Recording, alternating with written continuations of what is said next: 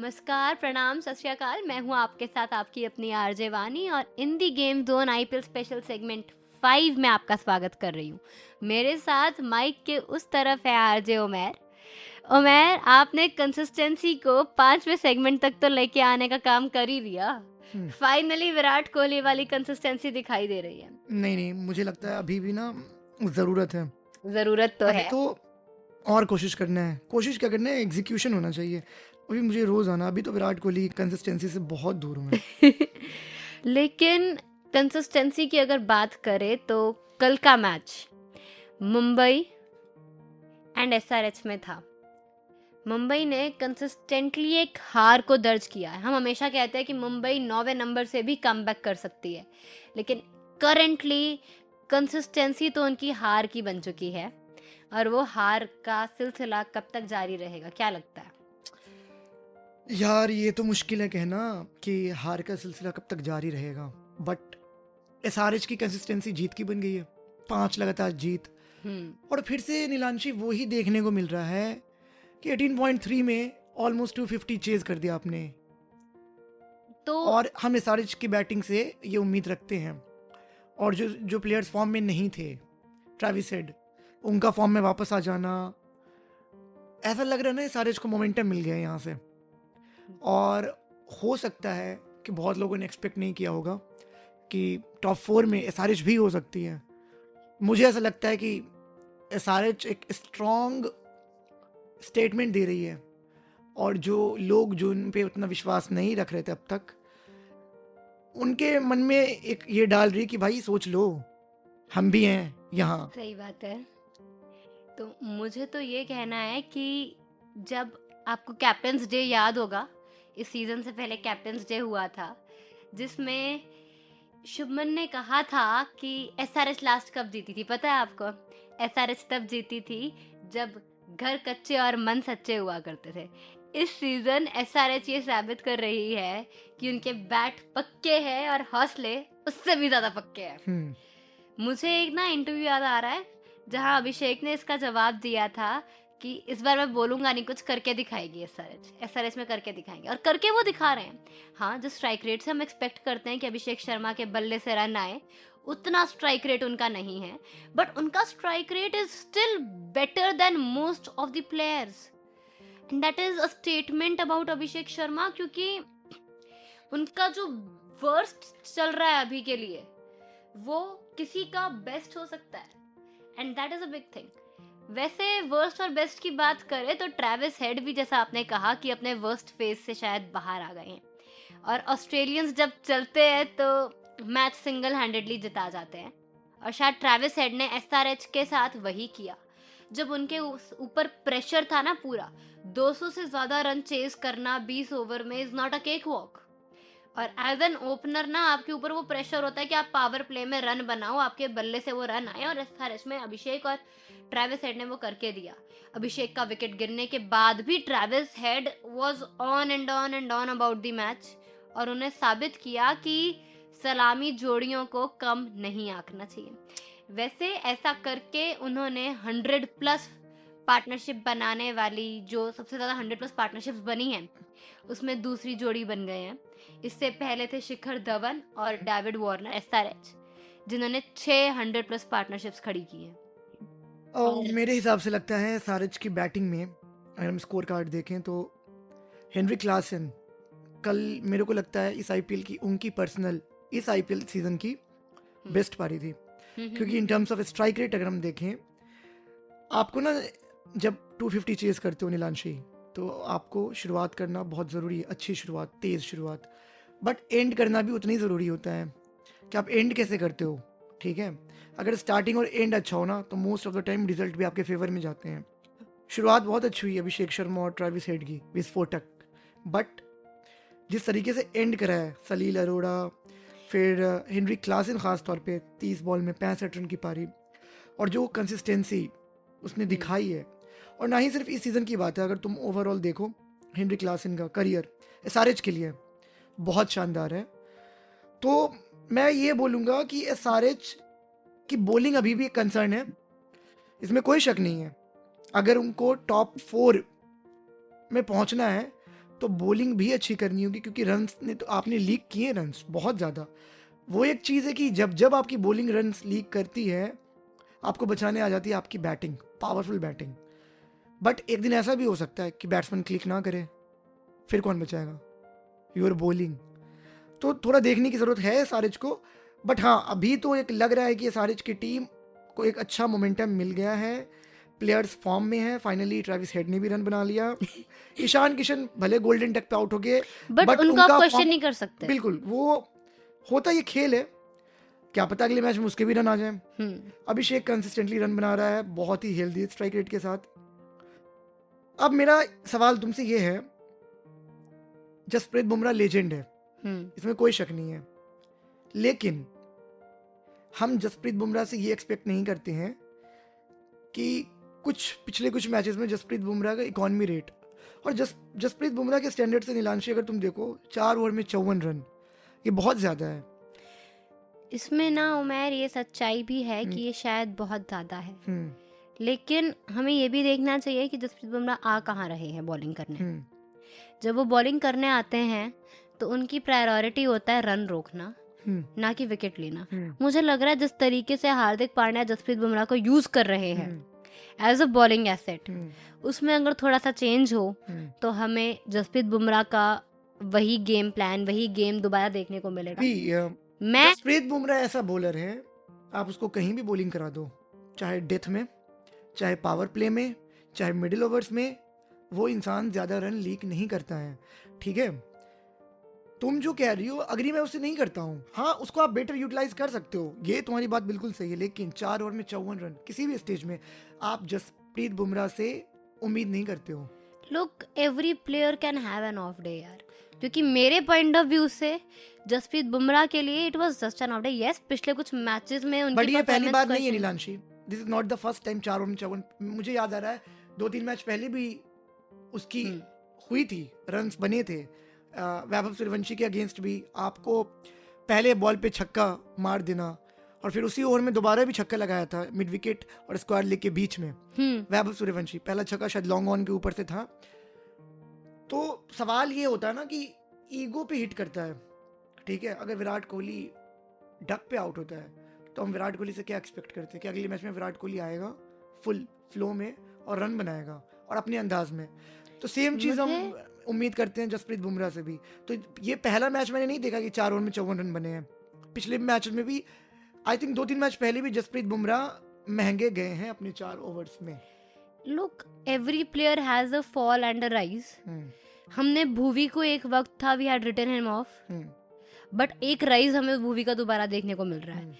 और जहां तक बात बुमराह की करें तो Bumrah is an all format great, और हमने उनका राइज इतना पावरफुल देखा है कि ये फॉल हमसे बर्दाश्त नहीं हो रही है एज क्रिकेट फैंस। नहीं, इट्स नॉट अबाउट बर्दाश्त, हम यहाँ मतलब कुछ बर्दाश्त की तो बात ही नहीं है। बात आप एक्सपेक्ट नहीं कर रहे हो तो it is basically not in your mind. हमें जो दिख रहा है वो तो बोलना पड़ेगा। अगर एक मैच की बात होती है तो किसी के साथ भी हो सकता है, बट जसप्रीत बुमराह जैसे लेजेंडरी प्लेयर से मुझे यही कहना चाहिए कि यहाँ पे it is an of phase, it is an of phase. और हम सबको पता है कि हर प्लेयर की लाइफ में ना ऐसा एक फेज आता है जहां he or she has already become a great player, but एक फॉल नेसेसरी होता है। मैं जसप्रीत बुमराह से जिस तरीके की बॉलिंग एसोसिएट करती हूँ, आई एसोसिएट की वो इतनी वाइड्स भी नहीं डालेंगे, वो इतना वाइड नहीं डालते हैं, वो अपने मार्क को, अपने पॉइंट को मिस नहीं करते हैं। कल के मैच में उन्होंने वाइड्स भी डाली हैं, जो कि अपने आप में एक सवाल है कि क्या जसप्रीत बुमराह फिजिकली फिट है। यस, कंप्लीटली फिट हो सकते हैं, बट आफ्टर इस सर्जरी हमने देखा है कि उनकी बॉलिंग में कितना फ़र्क आया है, उनके एक्शन में इतना फ़र्क नहीं है। और हम सब जानते हैं कि उनका एक्शन उनकी बॉडी को फिजिकली तंग कर रहा है। क्या ये एक्शन और ये तरीका बॉलिंग करने का उन्हें फिजिकली ड्रेन कर रहा है और उससे एक मेंटल प्रेशर बन रहा है? क्या वो ज़्यादा थक रहे हैं? क्योंकि हमने अक्सर देखा है कि 2 या 3 ओवर के बाद और उस दौरान फील्डिंग करते हुए भी हम जसप्रीत बुमराह को हाफते हुए देखते हैं। हम जसप्रीत बुमराह को याद करती हूँ जब मैं, तो मैं एक बड़े यंग जसप्रीत बुमराह को हाफते हुए कभी भी नहीं देखूंगी। ठीक है, लेकिन अब जब हम उनको ऑफ कैमरा देखें या on camera also, when ever he is seen and he is not bowling, तो ये हमें दिखाई देता है कि इस टायर्ड, वो पसीने से तर हैं। खैर गर्मी इतनी है तो पसीना आना है तो वेरी नॉर्मल थिंग, बट जब आप हाफने लग जाते हो, विराट कोहली आज की डेट में अगर हाफते हैं तो ग्राउंड पे फिजियो बुलाया जाता है कि इतना फिट प्लेयर है, ऐसे क्या हो गया। बट जसप्रीत बुमराह के लिए वो एक नॉर्मल चीज़ बन चुकी है करंटली, एंड आई बिलीव कहीं ना कहीं फिजिकली उनकी बॉडी बहुत ज़्यादा ड्रेन हो रही है। शायद अगर वो अपने एक्शन में थोड़े से एडजस्टमेंट करे, अपने कोच से गाइडेंस ले, पुराने बॉलर से गाइडेंस ले, तो शायद, but at the same time उनका action at such a point of time where he has already crossed his peak. Nilanshi, मुझे नहीं लगता कि उसमें ना एक्शन में कोई बदलाव की ज़रूरत है। मुझे नहीं लगता, क्योंकि जसप्रीत बुमराह को खास क्या बनाता है? उसका एक्शन। उसकी गेंद में क्या खास है? मैं अगर टेक्निकलिटी की बात करूँ ना, तो उसके गेम में खास यही है, उसकी गेंद स्किड करती है। अगर कोई और बॉलर फुल टॉस या यॉर्कर 1-2 इंच से मिस करता है, आप उसको छक्के के लिए मार देते हो, बट जसप्रीत बुमराह को क्यों नहीं मार पाते? अंडर दी बॉल क्यों नहीं आ पाते हैं? एक तो पेस है उसकी, 140-142 तक तो जाता है। दूसरी बात, उसकी गेंद स्किड करती है। लेकिन वो पैर पे भी तो डालते हैं ना, वो जो प्रॉपर उनकी पैर पे डलती है ना, उस वजह से लुक उन्होंने पाँव पे डालनी सीखी है घर की दीवार के अंदर नीचे जड़ में मार के। ये आपको भी कहानी बहुत अच्छे से पता होगी। तो मुझे लगता है कि हल्का सा, मैं ये नहीं कह रही हूँ कि कंप्लीट मॉडिफिकेशन हो, बट इतना माइन्यूट सा मॉडिफिकेशन हो जो उनकी बॉडी को तंग ना करे, और शायद उससे हमें बेटर रिजल्ट मिल सकते हैं कि उनकी बॉडी में प्रॉब्लम है, बिकॉज उनके फेशियल एक्सप्रेशंस पे दिख रहा है उमेर। फेशियल एक्सप्रेशन से नहीं बात होता ना, सिर्फ फेशियल एक्सप्रेशन, ये मेंटली उनकी गेम में भी दिख रहा है। कंक्लूसिव एविडेंस नहीं मिलेगा, हम नहीं बोल सकते हैं फेशियल एक्सप्रेशन से एवरी टाइम, हम नहीं पता कर सकते ना। बट पॉइंट इज ये उनकी गेम में भी दिखाई दे रहा है ना। देखो the way he is struggling to actually be on his mark, और जिस तरीके की बॉलिंग वो करते हैं वो करने में स्ट्रगल आ रहा है पिछले कुछ मैचेस से। या हम ये कह सकते हैं कि इस सीजन आप एक बार जसप्रीत बुमराह को देखिए, because at the end of the day it can be a genuine phase of his career जहाँ पे ही इज लीकिंग रन्स, और हो सकता है कि इस फेज के बाद उनका कमबैक इतना स्ट्रॉन्गर हो जैसा भुवी का था। हम बहुत ज्यादा नहीं करेंगे इसके जसप्रीत बुमराह के बारे में, क्योंकि उसने कुछ मैचेस में अच्छा भी करा है, तो बहुत ज्यादा हम कुछ नहीं बोलेंगे। 2-3 मैचेस में इकोनॉमी रेट ज्यादा रही है, बट इस मैच में, कल वाले मैच में बहुत ज्यादा थी। 4 ओवर में 54 रन का मतलब है कि ऑलमोस्ट 13 रन प्रति ओवर आप दे रहे हो, जो कि जसप्रीत बुमराह के स्टैंडर्ड से बहुत खराब है। बट मुझे नहीं लगता कि एक्शंस या फिटनेस का कोई इशू है, क्योंकि honestly I had, this is my point of view कि शायद उनके एक्शन में कुछ चेंज करने से हो, बट एट द एंड वहाँ पे उनकी टीम के पास जो एनालिस्ट बैठे हैं, जो कोचेस बैठे हैं, they are to decide this. और प्लस पता है क्या है, वानखेड़े की जो पिच है, it is a batting pitch, it is a batting paradise. या मैं हर क्रिकेट फैन जानते हैं कि वानखेड़े की pitch is a batting paradise, और ये हमें बहुत अच्छे से पता है कि SRH में एवरीवन इज़ अ बैट्समैन। बहुत अच्छी खासी बैटिंग डेप्थ है उनकी, उनके बॉलर्स भी अच्छी बैटिंग कर लेते हैं, है ना। तो कहीं ना कहीं ये मानना कि बैटिंग पैराडाइज में हमने एक तगड़े बैट्समैन को वहाँ उतार दिया था जसप्रीत बुमराह के सामने। Yes, Jasprit Bumrah is one of the greatest bowlers in existence, but back to point, अभी हम आने वाले मैचेस में देखेंगे, इतना ज्यादा हम ये नहीं सवाल उठा सकते, बट हाँ हमें उम्मीद बहुत ज्यादा है जसप्रीत बुमराह से जी। बाकी बात करो, बाकी प्लेयर्स को भी देखनी होगी। मैं बात तो सलील, मैं बात करना चाहूंगी एक बहुत टैलेंटेड से यंगस्टर की, सलील अरोड़ा। डेथ में आए और उन्होंने जिस तरीके की बैटिंग की, उन्होंने लास्ट में 3 छक्के मारे हैं, जिसमें से एक था नो लुक शॉट। अगर विराट कोहली भी मारता है ना सीधा बॉलर के सिर के ऊपर से, अगर Virat Kohli no look shot मारता है तो हम उसको क्लास शॉट कहते हैं।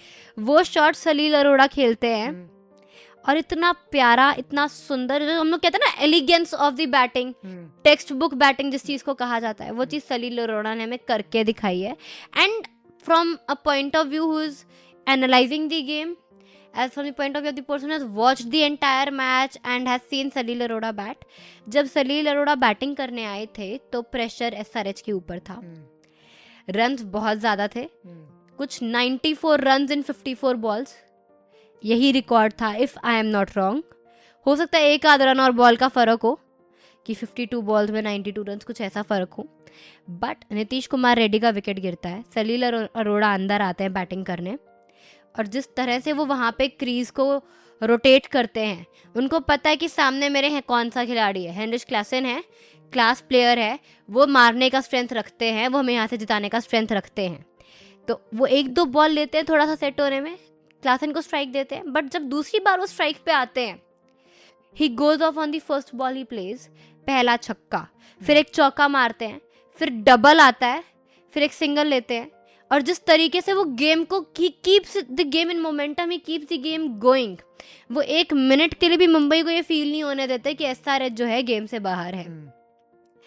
तो एक ऐसा माइंडसेट लेके आना कि मैं जहाँ से भी जाऊँ मैं अपनी टीम को गेम जिताने की कैपेबिलिटी रखता हूँ, ये खुद में विश्वास रखना, ये विश्वास रखना कि मैं यहाँ से भी इस गेम को पलट सकता हूँ, irrespective of his inexperience, irrespective of everything. उन्होंने शायद वर्ल्ड को, स्टेडियम को, हर चीज़ को अपने गेम से ट्यून आउट कर दिया और सिर्फ बॉल को देखा और बैट घुमाया।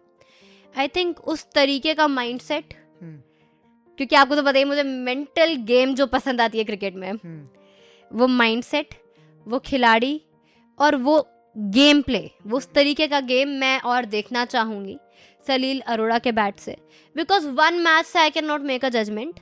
Yes, yesterday was a fabulous day on his part, but then again I will observe that player for next few matches. Mumbai की बॉलिंग की तो हमने बात कर ली, मुंबई की बैटिंग की अगर हम बात करें तो मुंबई की बैटिंग तो अच्छा करा है उसने, उसमें कोई शक नहीं है। रायन रिकल्टन पिछले कुछ मैच, 2-3 मैच पहले आई थिंक क्विंटन डिकॉक की सेंचुरी आई थी। अब एक और साउथ अफ्रीकन है रायन रिकल्टन, और बहुत अच्छी इनिंग, 123 रन, वो भी नॉट आउट। मुंबई के लिए सबसे ज्यादा स्कोर बना दिया है।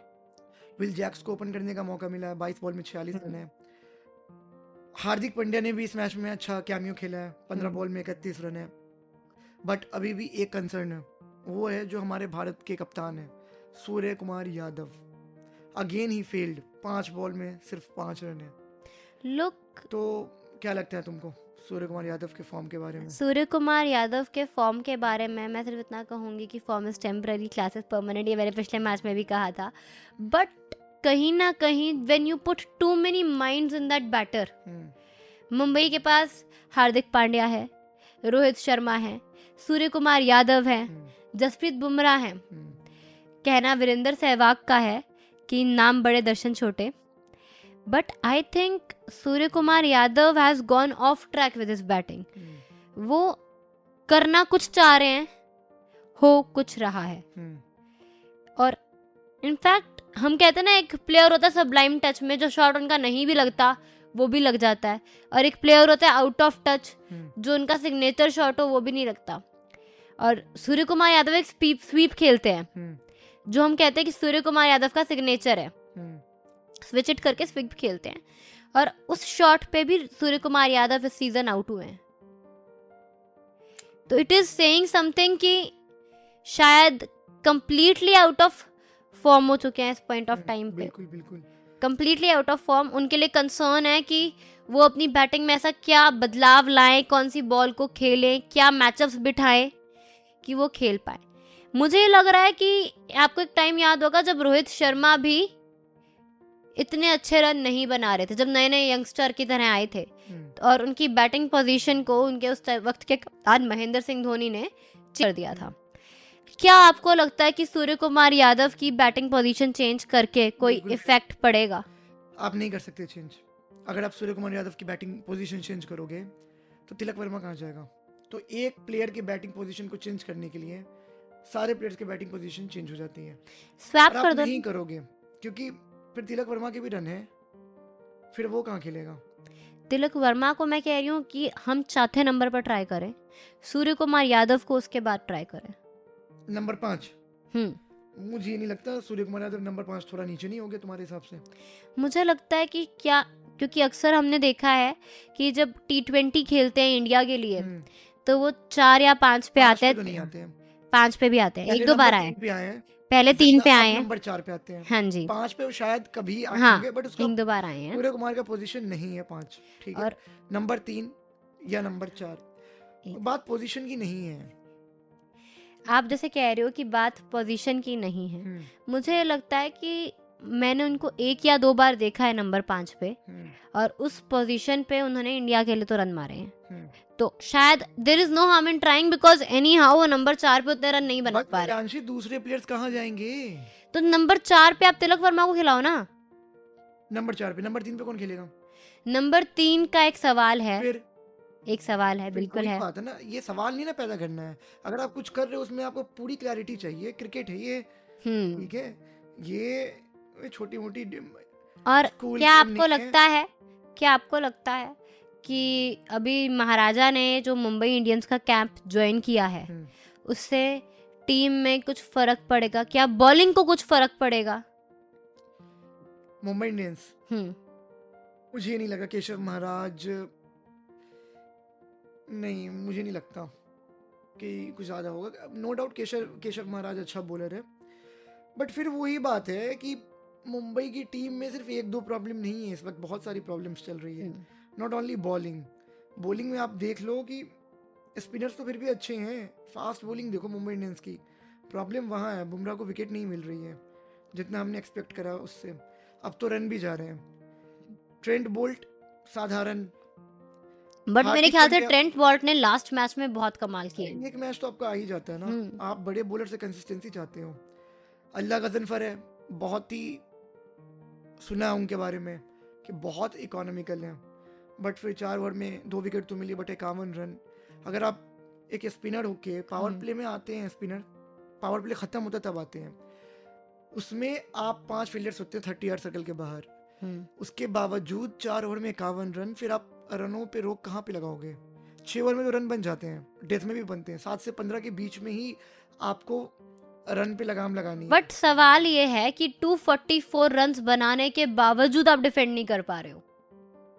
हाँ, तो वही बात है ना, इसके मतलब इसकी प्रॉब्लम का, इसका क्या मतलब है? इससे क्या पता चलता है? और इससे पता चल रहा है कि आपकी बॉलिंग 243 बनाया है मुंबई इंडियंस ने, ऑलमोस्ट 250। तो आपके बॉलर्स को तो सीना चौड़ा करके जाना चाहिए कि भाई 243 है हमारे पास, दिल खोल के बॉलिंग करो बिना किसी डर के, विकेट लेने के लिए जाओ, स्टिल यू आर सफरिंग। तो इट मीन्स कहीं ना कहीं 243 पे भी आपके बॉलर्स को समझ नहीं आ रहा कि हमें करना क्या है। 180 के मैच में बॉलर मार खा सकता है, प्रेशर होता है कि स्कोर बोर्ड पे रन नहीं है। 150 के मैचेस में बॉलर्स पे प्रेशर होता है, बट 250 240 में प्रेशर तब भी होता है अगर सामने वाला अपोनेंट अच्छे बैट्समैन है, 6 ओवर में 80 रन बन जाए, बट फिर भी आपके पास मौका तो कम बैक करने का। 6 ओवर में 80 रन भी बन जाएगा, 90 भी बन जाएगा, तब भी 250 रन बहुत है। स्टिल आपको 14 ओवर में 150 से ज़्यादा रन चाहिए। अगर 6 ओवर में 80 रन बनता है और आप 250 चेज कर रहे हो, स्टिल 14 ओवर में आपको मोर देन 150 रन। अब विकेट लेने के लिए जाओ। हम सिर्फ बुमराह को भी नहीं बोल सकते हैं, बस अब बुमराह को सपोर्ट भी तो नहीं मिल रहा। और ये केशव महाराज के आने से या सैंटनर के आने से, सैंटनर तो बहुत अच्छी बॉलिंग किया जितना उसको मौका मिला है, उससे सैंटनर नहीं की होगा, जगह ही तो आ रहे हैं। उससे नहीं होगा ना, वही मैं बोल रहा हूँ। मेरे हिसाब से सैंटनर वे बेटर है केशव महाराज से, और उससे बहुत ज्यादा एक्सपीरियंस लेकर आता है, खासकर T20 में। But it's not all about one bowler, ठीक है? तो मुझे कहीं ना कहीं ये लगता है कि देखो, what ever the bowler is doing, they should know कि मेरे बैट्समैन ने ना अगर 243 रन्स बनाए हैं तो मेरे पास खाने के लिए 242 है, मैं 242 आराम से खा सकता हूँ और मुझे विकेट निकालनी है। बट मुंबई इंडियंस के बॉलर्स का शायद मॉरल डाउन है, शायद वो पहली कुछ हार से इतना डर गए हैं कि अब वो विकेटों से ज्यादा ये कोशिश करते हैं कि रन ना मारे मुझे, मैं इकोनॉमिकल जाऊं, मुझे रन ना मारे कोई। और when there is no risk there is no gain. Economical जाने के लिए वो रिस्क नहीं ले रहे, और उसका प्रॉपर जो इफेक्ट पड़ रहा है बहुत उल्टा पड़ रहा है कि अगर शायद वो एक आध रिस्क ले भी ले तो रिस्क विल पे यू। आपको एक ही बॉल पे, एक रिस्की बॉल पे कितनी छक्के मार लेगा। अब हर कोई यॉर्कर पे हेलीकॉप्टर थोड़ी मार सकता है। सी मुंबई इंडियंस में साफ दिख रहा है कॉन्फिडेंस की कमी है, इसमें कोई शक नहीं है, कॉन्फिडेंस की कमी है। मैनेजमेंट, मुझे नहीं पता क्या हो रहा है अंदर ड्रेसिंग रूम में, क्या बातें हो रही हैं, बट क्लियर प्लानिंग की कमी है, कॉन्फिडेंस की बहुत कमी है। मुंबई इंडियंस से आप नहीं एसोसिएट करते हो ये चीज़ कि 243 रन्स बनाकर, वो भी घर में, और इतने सारे लीडर्स आपके पास है, not captains, leaders, captain Hardik Pandya को कितनी सपोर्ट मिल रही है, डग आउट में है, कुछ मैचेस में तो सचिन वाजी भी आ जाते हैं ऐसे में, too many cooks spoil the broth. Yadav हैं, तो गाइडेंस इतनी सारी है, स्टिल एग्जीक्यूशन नहीं हो पा रहा है। कहीं ना कहीं मुझे लगता है जसप्रीत बुमराह का विकेट ना लेना महंगा साबित होना, क्योंकि जसप्रीत बुमराह को विकेट मिलेगी, बाकी सारे बॉलर्स को एक कॉन्फिडेंस मिलता है। जब आपका मेन बॉलर जो बॉलिंग ग्रुप का लीडर है वो फॉर्म में हो ना, तो बाकियों को भी एक कॉन्फिडेंस मिलता है, एक मोटिवेशन मिलता है। सेम सूर्य कुमार यादव उस बैटिंग लाइनअप का one of the finest and one of the destructive batsman है, उसका भी रन ना बनाना, फॉर्म में ना रहना एक बहुत बड़ा कंसर्न है। कि होता है ना संगति का असर, तो वो बैटिंग में भी होता है। अब आप तुम देख लो, क्लासन रन बना रहा है, अभिषेक शर्मा रन बना रहा है, ईशान किशन रन बना रहा है, फाइनली हमने देखा कि ट्रेविस हेड भी पार्टी ज्वाइन कर लिया। तो ये चीज़ है कि अगर आपके टीममेट्स फॉर्म दिखा रहे हैं तो कभी कभी उसका असर आपके ऊपर भी आता है, बट अगर मेन प्लेयर्स ही आउट ऑफ फॉर्म होंगे मुझे ये लग रहा है इसमें कि too many cooks have spoiled the broth. मतलब आपने कहा ना कि बहुत सारी गाइडेंस है, कहीं से कुछ गाइडेंस आ रही है, कहीं से कुछ गाइडेंस आ रही है, और Hardik Pandya as a captain खुद ही कंफ्यूज हो गए हैं कि करना क्या चाहिए। और वो जो हम लोग कहते हैं ना कि जब बहुत सारे दिमाग एक ही चीज के ऊपर लगते हैं तो वो अच्छी से ज्यादा खराब बनती है, वही चीज हो रहा था। मुंबई में पहले भी था, बहुत सारे लोग यही सारे थे। पिछले सीजन भी हार्दिक पांड्या था, शुरुआत वाला हार्दिक पांड्या जो गुजरात में आया उससे पहले था, तब भी तो हार्दिक पांड्या था, कैप्टन नहीं था। हाँ। टू मेनी लीडर्स तब भी थे, तब क्यों नहीं काम खराब हुआ? क्योंकि तब मुझे लगता है कि एक हर किसी प्लेयर का, हर किसी लीडर का बैलेंस अचीव करने का फॉर्मेट थोड़ा अलग होता है। उस वक्त गुजरात टाइटंस में जाने से पहले Hardik Pandya was not the captain, Rohit Sharma उस वक्त कैप्टन थे। और रोहित शर्मा जिस मेंटालिटी से खेलते हैं, उनका तरीका ये है कि उनको जहां से भी गाइडेंस मिलेगा वो लेंगे, लेकिन उस गाइडेंस के ऊपर वो अपना सोच समझ के एक ब्लेंड बनाते हैं सारी गाइडेंस का, ठीक है। लेकिन right now Rohit Sharma is not the captain MI में, हार्दिक पांड्या इज कैप्टन। और जब रोहित शर्मा पहले कैप्टन थे, जब हार्दिक पांड्या जीटी में जाने से पहले भी यहाँ थे मुंबई में, तब उस वक्त ऐसा कोई प्लेयर मुंबई इंडियंस में नहीं था जो करंटली इंडिया को कहीं लीड कर रहा हो, बिकॉज उस दौरान सूर्य कुमार यादव इंडिया के T20I कैप्टन नहीं थे। तो उस दौरान उनका भी वो वाला माइंडसेट नहीं चल रहा था कि मैंने एक कैप्टन की तरह सोचना है। हार्दिक पांड्या मुंबई इंडियंस के कैप्टन नहीं थे, T20I के वाइस कैप्टन जरूर बने थे एक सीरीज के लिए, लेकिन कैप्टन नहीं थे। और उनका भी माइंडसेट वैसा नहीं था। उस टाइम पे Rohit Sharma was the leader, और फिर उनके पास सचिन तेंदुलकर का गाइडेंस था, लसित मलिंगा का एक्सपीरियंस था, कायरन पॉलर्ड थे उनके साथ, तो अभी भी हैं। फिर प्रॉब्लम, बट प्रॉब्लम आ रहा है वो जो टू मेनी कैप्टन्स माइंड्स हो रहे हैं ना, वहाँ पे लीडरशिप माइंड्स वहाँ पे बहुत सारे हो गए हैं। बट पहले देखो रिलेशंस तो अच्छे हैं ना सूर्य कुमार यादव हार्दिक पांड्या में जो दिखता है, हार्दिक पांड्या और रोहित में भी। हाँ, तो फिर टू मेनी माइंड्स, देखो at the end of the day मुझे नहीं लगता कि अगर हार्दिक पांड्या जिस तरीके से चलाना चाहता है तो वहां पे रोहित शर्मा को, जितना मैं जानता हूँ, या सूर्य कुमार यादव को, कि वो बोलेंगे नहीं भाई हमें तुम्हारी बात नहीं माननी है, हम अपने हिसाब से चलेंगे। नहीं ऐसा नहीं होगा। बात मुझे नहीं लगती, ईगो क्लैश की बात मैंने की ही नहीं, बट तुम्हारी बात उसी डायरेक्शन की तरफ ले जा रही नीलांशी। मैं जो कहना चाह, क्योंकि तुम बोल रही हो पहले सूर्य कुमार यादव कप्तान नहीं था। तो मेरा कहने का जो पर्सपेक्टिव था, मेरा पर्सपेक्टिव ये था कि उनका उस तरीके से सोचने का पर्सपेक्टिव नहीं था, because as a captain you think about the bigger picture. But हमें ये नहीं पता ना कि सूर्य कुमार यादव क्या सोच रहा है, ड्रेसिंग रूम में क्या बात हो रही है हार्दिक पांड्या से। हम एनालिसिस उसी की कर सकते हैं जो हमें दिख रहा है। दिख क्या रहा है? जो हमें दिख रहा है वो सिंपल है कि आप देखो, जो सूर्य कुमार यादव हैं वो इंडिया के T20I कैप्टन है। Rohit Sharma has captained all 3 formats for India by now, ठीक है। और हार्दिक पांड्या IPL में मुंबई इंडियंस के कैप्टन है। And as captains, as leaders of a team, all 3 of them have the habit of looking at the bigger picture. It's not about ego clashes.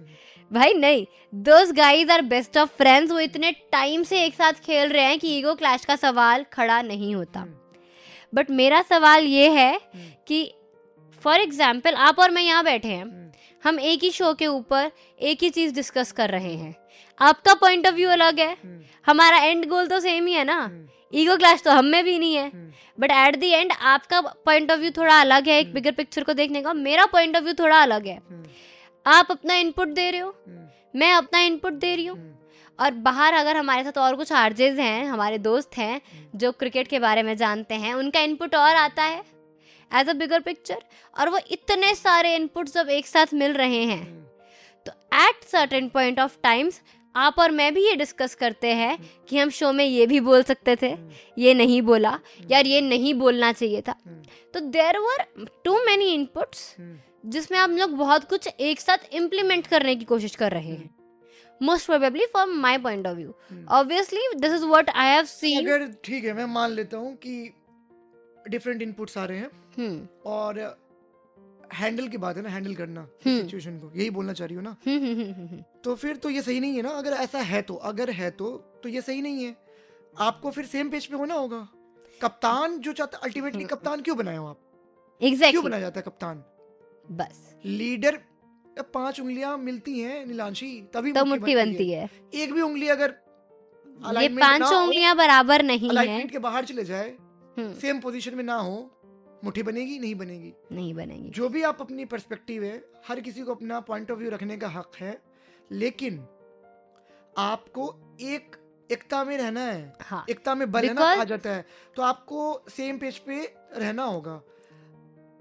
Umair, ये 5 उंगलियां भी ना जाके हथेली में मिलती हैं, और वो हथेली इस वक्त मुंबई इंडियंस को चाहिए, वो कॉमन ग्राउंड चाहिए इनपुट्स का। मुंबई इंडियंस का वर्स्ट टाइम है, सॉरी टू से।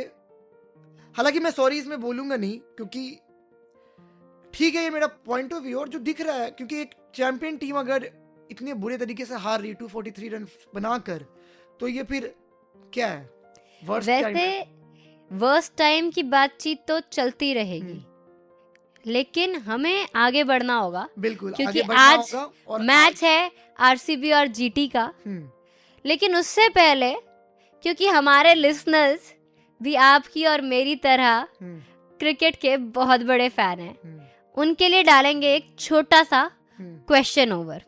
इस ओवर में क्या है कि 6 क्वेश्चन बॉल्स हैं।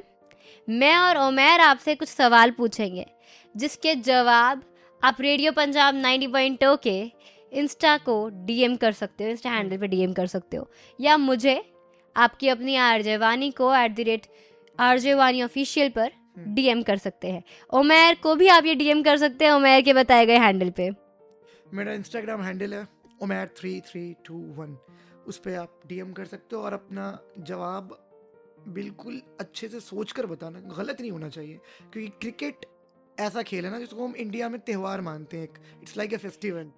अरे अरे अरे अरे अरे, रिसर्च करके आरजे उमैर आपका इम्तिहान ले रहे, जरा संभलिएगा, क्योंकि मैं तो ये आपको ओवर डालूंगी। मुझे जानना है कि आप मेरी बॉल पर छक्के मारते हो या आउट हो जाते हो। चल तू अब सवाल कर जल्दी से। पहला सवाल है कि आईपीएल में सबसे ज्यादा रन बनाने वाले खिलाड़ी कौन है? एक छोटा सा हिंट ड्रॉप कर दूं, उन्होंने इसी सीजन आईपीएल 2026 में ये रिकॉर्ड बनाया है। दूसरा सवाल है, यार ये तो तूने गलत कर दिया नीलांशी, तूने हिंट ऐसा दे दिया कि ये सभी बता देंगे। चल आगे बढ़, आगे बढ़। चलो, कौन सी सलामी जोड़ी ने सबसे ज्यादा शतकीय पार्टनरशिप्स खड़ी की हैं? Which opening pair has made the most number of 100+ partnerships? छोटा सा हिंट, ये 2 सलामी जोड़ियां हैं अलग अलग, जिन्होंने बराबरी कर दी है एक दूसरे की, और दोनों ही सेम टीम की हैं।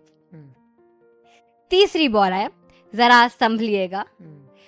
ऐसा कौन सा खिलाड़ी है जिसने आईपीएल के इतिहास में सबसे ज्यादा विकेटें ली हैं? छोटा सा हिंट, ये हम सबके फेवरेट स्पिनर्स में से एक हैं। चौथा सवाल, क्योंकि अगर आप मेरे तीनों सवालों का जवाब सही में जानते हो, यह आपके लिए होने वाला है। ऐसा कौन सा खिलाड़ी है जो आईपीएल में सबसे ज्यादा इंडिविजुअल स्कोर, आईपीएल मैच में सबसे ज्यादा इंडिविजुअल स्कोर रखने वाले खिलाड़ी हैं? अब मैं चाहता हूँ तू इसमें हिंट ना दे, ये छोड़ दे जनता पे पूरी तरीके से, ये छोड़ दे, हिंट मत दे इसमें। इसमें तो कोई हिंट नहीं है भाई, आरजे उमैर ने आपसे आपका हिंट ले लिया है, लाइफ लाइन ले ली गई है आपसे। ये तो जग जाहिर है, अगर ये ना बता पाए तो यार फिर क्या ही क्रिकेट देखा। आईपीएल का ऐसा कौन सा सीजन था जो इंडिया के बाहर खेला गया था? इसमें भी हिंट नहीं देना, इसमें भी हिंट नहीं देना यार, बताओ आईपीएल है ये, come on. Easy questions with easy answers. आपका आखिरी सवाल, या यूं कहूं कि इस शो के क्वेश्चन ओवर की आखिरी बॉल। ऐसा कौन सा खिलाड़ी है जिसने सबसे ज्यादा छक्के मारे हैं आईपीएल के इतिहास में? और ये खिलाड़ी वही है जिसके पास हाईएस्ट इंडिविजुअल स्कोर का भी रिकॉर्ड है। तो आप हमें जरूर बताइएगा कि इन्होंने कितने छक्के मारे हैं। ठीक, तो ये एक सवाल में लिपटे 2 सवाल हैं। अब मुझे देखना ये है कि मेरे कितनी बॉल्स पर आप छक्के मारते हो। भाइयों बहनों, आप बता देना इस सवाल का जवाब, क्योंकि 70% तो आरजे वानी ने बता ही दिया है। उसने ऐसा गेस किया ना, जो हिंट उसने दिया है बहुत हल्का कर दिया आपके लिए काम। आपको रिसर्च करनी ज्यादा, आपको ना दिमाग भी नहीं लगाना। अरे अरे अरे, ये चैट जीपीटी की जनरेशन में एआई अगर खुलेगा तो हमें पता लग जाएगा गाइस। हम तो बैठे हैं। तो फिर क्या ही क्रिकेट फैन। अरे आपके दिल और दिमाग में ना ये सेट होना चाहिए, कैद होना चाहिए। क्रिकेट एआई से असाइनमेंट्स तक चलता है भाई। क्रिकेट तो हमारे खून में है इंडियंस के। वैसे चलो क्रिकेट हमारे खून में है तो आगे बढ़ना जरूरी है। आरसीबी और जीटी का मुकाबला आज नीलांशी। मैं आपको बता दूं कि जो आरजे वानी है ना, उसका वैसे नाम नीलांशी भी है, तो कंफ्यूज मत होना आप। तो वानी जी, आप ये बताइए कि आज आपके हिसाब से कौन जीतने वाला है और क्यों? मुझे लग रहा है कि मैं यहाँ पे कोई जवाब ना दूं, सवाल ही गलत हो गया मेरे लिए तो, क्योंकि जीटी अपना पिछला मैच जिस तरह से खेली है, फॉर्म में तो है जीटी, और आरसीबी तो दिलो जान में बसती है। दिली तमन्ना है कि आरसीबी ये मैच जीते, जिस तरह से खेलती हुई आ रही है। पर मोहम्मद सिराज जितने इकोनॉमिकल रहे हैं, वो आरसीबी के बैट्समैन को, आरसीबी के खिलाड़ियों को, इनफैक्ट आरसीबी के सबसे बड़े एसेट विराट कोहली को जितना मोहम्मद सिराज जानते हैं, कोई नहीं जान सकता। पिछली बार भी मोहम्मद सिराज ने अपनी पहली बॉल पर विराट कोहली को लगभग आउट कर दिया था, अगर वॉशिंगटन सुंदर ने वो कैच ना छोड़ा। आरसीबी जीत रही है। आरसीबी जीत रही है। क्यों क्यों क्यों लगता है तुमको? मुझे ऐसा लगता है कि जिस तरीके के फॉर्म में हमारे दोनों यूनिट्स हैं, चाहे वो बॉलिंग का यूनिट हो चाहे वो बैटिंग का यूनिट हो, जॉश हैजलवुड कंसिस्टेंटली परफॉर्म कर रहे हैं। एक ऐसे फास्ट बॉलर है, हम कहते हैं मिस्ट्री स्पिनर होते हैं, मुझे लगता है जॉश हैजलवुड ना एक मिस्ट्री फास्ट बॉलर है, जिनकी लाइन लेंथ वेरिएशन का कोई अंदाजा नहीं लगा सकता। और भुवनेश्वर कुमार, हम सबके दिलों में बसने वाले वो एक पर्पल कैप होल्डर है। वैसे मैं बता दूं, पर्पल कैप वापस आ गई है भुवनेश्वर के सिर पे। तो मुझे तो यही लग रहा है कि वो पर्पल कैप अपने तक रखना चाहेंगे भुवी, और इस सीजन भी उसे जीतेंगे। और वो करने के लिए उन्हें विकेट तो चटकानी पड़ेंगी, उनको पता है। और हमारे लिए सुयश शर्मा जिस तरह का किरदार अदा करते हैं, सबको पता है कि उनकी डिलीवरी शॉर्ट पिच्ड है, लेकिन उसके बावजूद उन्होंने 24 गेंदों में 20 डॉट बॉल्स मारे थे लास्ट मैच में। ये मैंने पिछले पॉडकास्ट में भी कहा था। और जहाँ तक बात बैटिंग की है, तो बैटिंग इज रॉक सॉलिड। फिर चाहे वो जैकब बेथल हो, विराट कोहली हो, हमारे लिए पावर प्ले में जिस तरीके से रन बनाते हैं दोनों, और गलती से आप इन दोनों ओपनर्स से बच गए, हमारी सलामी जोड़ी से बच गए, तो देवदत्त पडिक्कल है, रजत पाटीदार है, जितेश शर्मा है, टेविड है, ये रन इतने लगा देते हैं बोर्ड पे कि अगर तो हम पहले बॉलिंग कर रहे हैं तो ये चेस कर जाएंगे, और अगर हम बाद में बॉलिंग कर रहे हैं, टोटल को डिफेंड कर रहे हैं, तो इन्होंने रन इतने बोर्ड पे लगाए हुए हैं कि हमारे बॉलर्स ओपन होके खेलते हैं कि रन बथेरे हम डिफेंड कर लेंगे। मेरे लिए ये मुकाबला है गुजरात की बॉलिंग वर्सेस आरसीबी की बैटिंग, मेरे लिए। क्योंकि स्ट्रेंथ क्या है, आरसीबी की स्ट्रेंथ मुझे अभी भी लगता है उसकी बैटिंग है, थोड़ा ज्यादा स्लाइटली एज है, हालांकि 52-48। और गुजरात की नो डाउट सब जानते हैं कि गुजरात की बॉलिंग उनकी ताकत है। अब डिपेंड करता है कि टॉप ऑर्डर्स कैसे खेलेंगे गुजरात को। ऐसा नहीं कि गुजरात जीत नहीं सकती है, राजस्थान अगर पंजाब को हरा सकती है तो गुजरात में भी इतना दम है कि आरसीबी को भी हरा सकती है।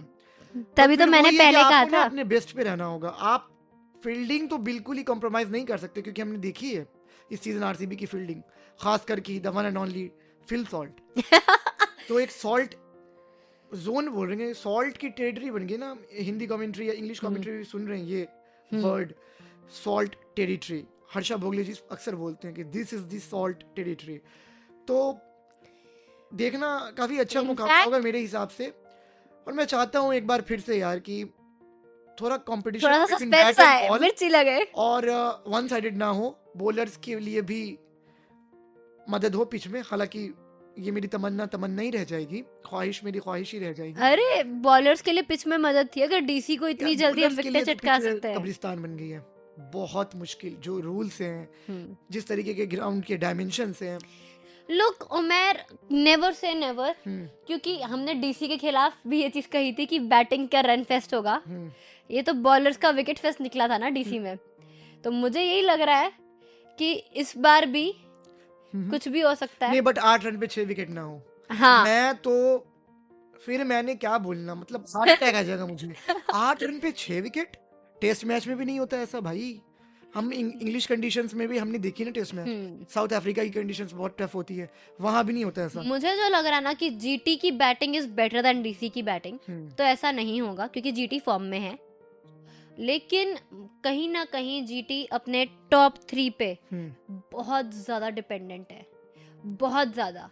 अगर वो 3 अर्ली विकेट्स निकलते हैं तो जीटी क्रम्बल कर सकती है। फिर बहुत मुश्किल होने वाला है, क्योंकि नहीं, आपकी मिडिल ऑर्डर कमजोर है, नीचे में एक्सपीरियंस की कमी है। राशिद खान से आप उम्मीद नहीं कर सकते कि वो आपको गेम को चलाएंगे। वो वैसा बॉलिंग ऑलराउंडर है जो कि जिसको ना थोड़ा बहुत कैमियो खेल देगा वो, 10 बॉल में 20, 15 बॉल में 30। बट अगर उसको जल्दी आ गया ना अगर राशिद खान, फिर मुश्किल है, क्योंकि एंकर नहीं कर सकता राशिद खान। एंकर के लिए आपके पास सुंदर है, बट फिर सुंदर से आप एक्सपेक्ट नहीं करते हो ना कि वो स्ट्राइक रेट के साथ। तो तेवातिया है, तो मुझे समझ में नहीं आता कि तेवातिया से बॉलिंग क्यों नहीं कराते है। उसको सिर्फ बैटर बना दिया है। मुझे अभी भी याद है जब राहुल तेवातिया राजस्थान के लिए खेलता था तो वो लेग स्पिन भी करता था और अच्छी करता था, अच्छी बॉलिंग करता था।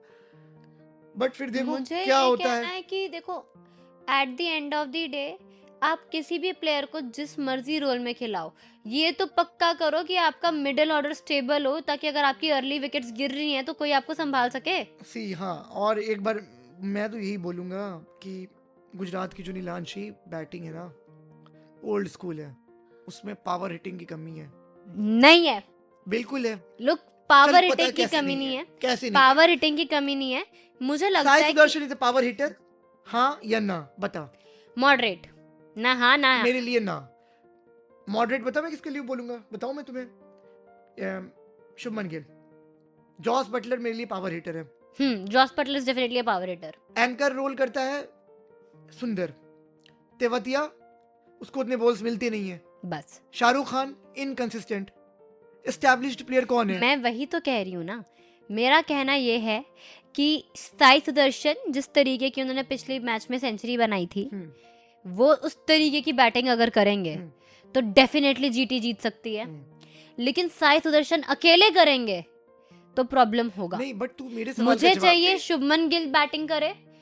तो अब आप शुभमन गिल से भी एक्सपेक्ट करते हो कि भाई बहुत हो गया, थोड़ा सा तो तेज खेल। हाँ, मुझे पता है पंजाब की दिलो जान है, पंजाबियों की धड़कन है शुभमन गिल, बट उनसे एक्सपेक्टेड है कि as a captain he should lead from the front.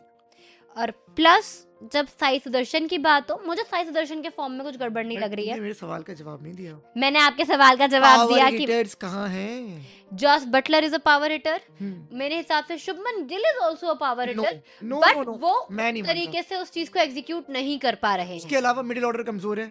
Middle order finishers नहीं है आपके पास। पहले तो थे आपके पास, हार्दिक पांड्या थे, हालांकि वो ऊपर बैटिंग करते थे नंबर 4 नंबर 5 पे गुजरात के लिए। बट आप अगर जरूरत पड़ती ना तो हार्दिक पांड्या को नीचे भी बैटिंग करा सकते थे।